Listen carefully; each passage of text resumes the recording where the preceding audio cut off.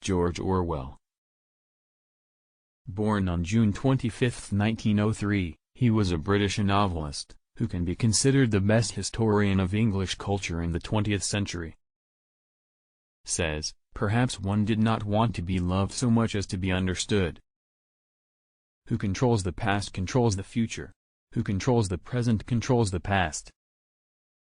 Every generation imagines itself to be more intelligent than the one that went before it, and wiser than the one that comes after it. War is peace. Freedom is slavery. Ignorance is strength. The creatures outside looked from pig to man, and from man to pig, and from pig to man again, but already it was impossible to say which was which. The most effective way to destroy people is to deny and obliterate their own understanding of their history. If you want a picture of the future, imagine a boot stamping on a human face, forever. Doublethink means the power of holding two contradictory beliefs in one's mind simultaneously, and accepting both of them. If liberty means anything at all, it means the right to tell people what they do not want to hear. Political language is designed to make lies sound truthful and murder respectable, and to give an appearance of solidity to pure wind. Being in a minority, even in a minority of one, did not make you mad. There was truth and there was untruth, and if you clung to the truth even against the whole world, you were not mad. Reality exists in the human mind, and nowhere else. The choice for mankind lies between freedom and happiness, and for the great bulk of mankind, happiness is better. I enjoy talking to you. Your mind appeals to me. It resembles my own mind except that you happen to be insane.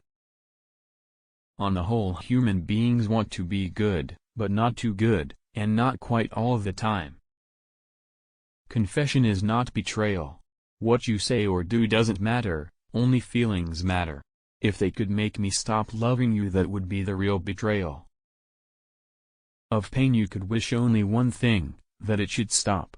Nothing in the world was so bad as physical pain. In the face of pain there are no heroes. This work was strictly voluntary, but any animal who absented himself from it would have his rations reduced by half. All the war propaganda, all the screaming and lies and hatred, comes invariably from people who are not fighting. Your worst enemy, he reflected, was your own nervous system. At any moment the tension inside you was liable to translate itself into some visible symptom. Under the spreading chestnut tree I sold you and you sold me, there lie they, and here lie we under the spreading chestnut tree. If you can feel that staying human is worthwhile, even when it can't have any result whatever, you've beaten them. Let's face it, our lives are miserable, laborious, and short. If people cannot write well, they cannot think well, and if they cannot think well, others will do their thinking for them.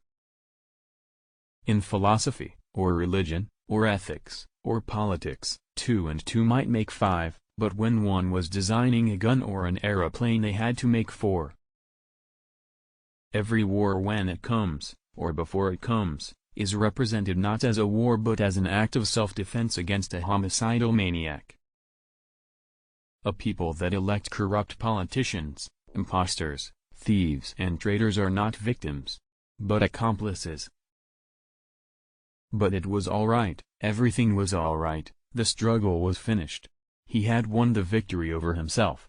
He loved Big Brother. The distinguishing mark of man is the hand, the instrument with which he does all his mischief. Windmill or no windmill, he said, life would go on as it had always gone on, that is, badly.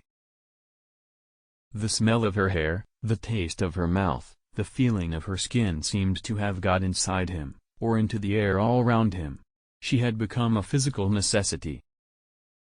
Man is the only real enemy we have.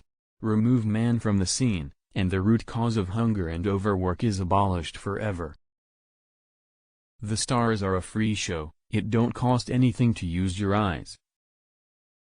Orwell suffered from tuberculosis early on, and died in 1950 when he was only 46 years old.